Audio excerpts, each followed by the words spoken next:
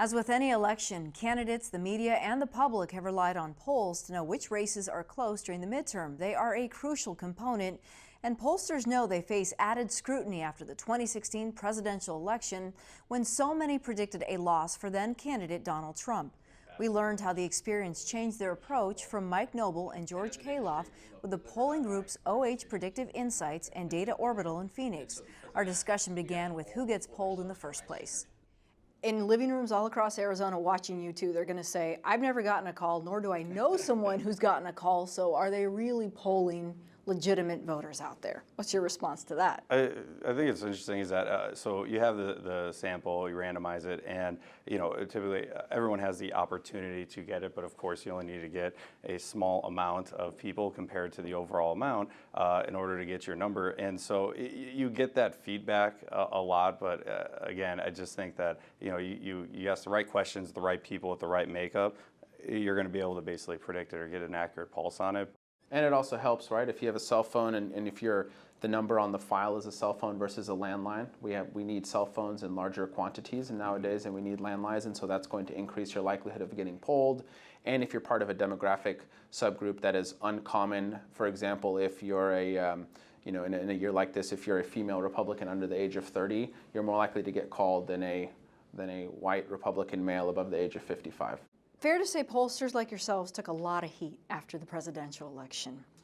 Moving into the midterms, have you changed your game because you took some flack for not knowing what was coming on election day? Yeah, I think we had to. I mean, look, it was very clear that something was broken after the 2016 election, and that thing specific to that year was the way that pollsters controlled for your education level. And so a lot of the polls in the Midwest underrepresented white high school graduate voters, and they had them about 1%, 2%, 3% less depending on the state: Pennsylvania, Wisconsin, Iowa, Ohio, Michigan, and that affected the results. And again, a presidential race is a very intricate balance between the popular vote and the electoral vote that had it shake out. And so as it applies to Arizona, we had to see, okay, what are the biggest factors that are going to determine this year? Gender was a big deal, and obviously party was a big deal. In that last election, I think also the way they were conducting surveys, the gold standard everyone was saying was live caller surveys. Well, live caller surveys has been fine, but that's what all the folks that have kind of been running polling for a long time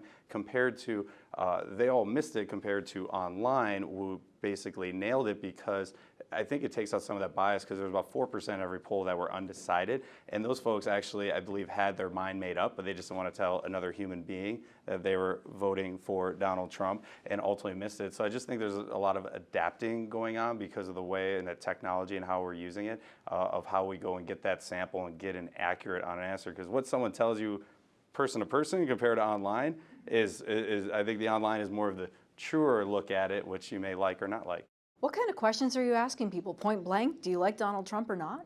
Yeah, we ask favorability, favorable, unfavorable view. We ask them if the election were held today, how would you vote? We ask things that are what we call baseline questions that are consistent, which is state, direction of the state, right track, wrong track, Donald Trump, the governor, things that we know aren't going to have tons of fluctuation, and then we layer in other stuff. Just because you don't agree with the numbers doesn't mean they're wrong. And we've had, I'll give you a good case in point. So last election cycle, we were one of the first ones to put out Trump was up big in Arizona, and everyone in a 16-way primary. They're like, there's no way he's up by that much. Usually it's, everyone's kind of clumped together.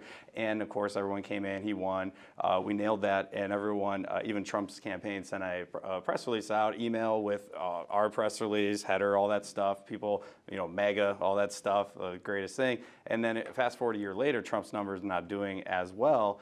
And all of a sudden they're like, oh, this liberal pollster, and I'm like, you guys were just cheering me a year ago, and now, now I'm, not good. And so I think it's interesting is that we're seeing now at a time is that they want numbers to agree with, and it's just, again, we don't get to control how the numbers come out. When the numbers come out, we have to interpret it, good, bad, or indifferent, and again, what you glean from it, because it's a snapshot in time, whether you're ahead or behind, what can you do to change that course?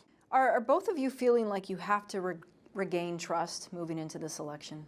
As an industry, we have come a long way in Arizona and across the nation to say, like, look, if polling is done well, it is accurate, this is how it's done well, but we're not the full part of the spectrum. The other component here are the people that consume our polls, and the people that consume our polls folks and average everyday Americans consume it through one channel, which is social media, which has a tendency to not be the best promoter of good numbers, just whatever number suits the person that's promoting it, but it's the media. And the media in Arizona, I want to give everyone credit, has come a long way in terms of reporting on polling accurately and talking about different turnout models and extremely scientific, wonky stuff, which we like, but the average American's like, I don't know what this means, but it matters to you. It matters that the NBC Marist poll says this, and it matters that that Orbital poll says that, and the OH Predictive poll says this. All of that stuff matters, and you have to interpret the results through that. I get the question a lot. Well, how do you know? I'm like, honestly, do you trust their numbers? Have they been accurate in the past? Are they giving you an accurate view? If you could say yes, then yeah. But if not, if they've been kind of all over the boards, or if you think that not a good track record, that's where again. So that's where I think you're really setting the separating the wheat from the chaff. Okay, my thanks to both of you. Thank you. Absolutely. Thank you.